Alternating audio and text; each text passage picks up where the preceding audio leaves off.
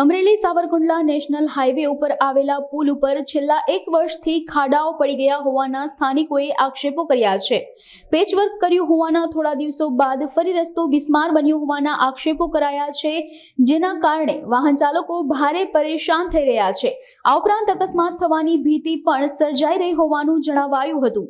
Amreli Mahuva Savarkundla national highway 351 કે જે contract બનવાનો છે એને અત્યારે મરામત મુખ્યમંત્રી શ્રી 20 તારીખે આવ્યા, આજે 10 દિવસ જેવો સમય નથી થયો।